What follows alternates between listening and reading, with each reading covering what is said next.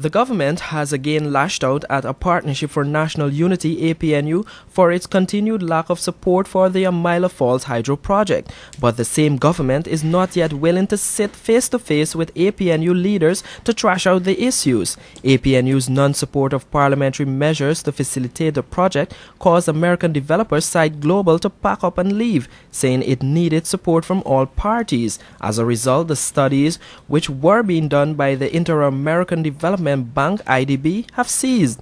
While Site Global has announced its pullout, there is speculation about the extent of the pullout, especially whether the company would return if consensus is had.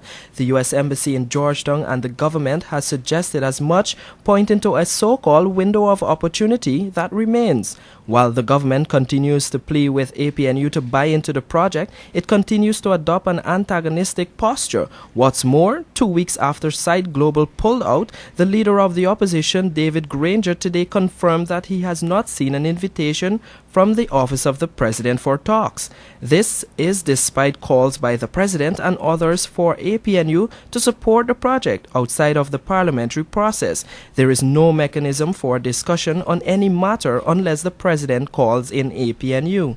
But the government continues its sustained attack on APNU. This time around, the government is bashing APNU over its claim that in the first place the government was dodging about the project, refusing to provide all the details. But the Finance Minister Dr. Ashni Singh says it's not true.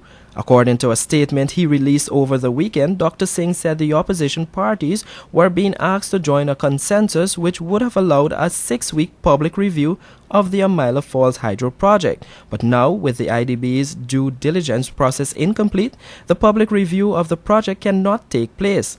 The finance minister says the IDB study could have been the answer to the many questions being raised about the project, since their views and experts would have been a better way to solve detailed technical issues highlighted.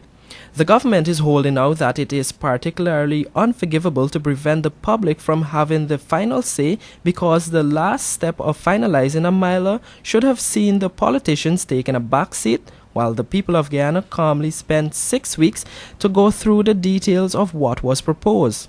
According to the finance minister's statement, the APNU knows that they are being inconsistent and inaccurate, and the opposition parties know exactly the same thing as the government.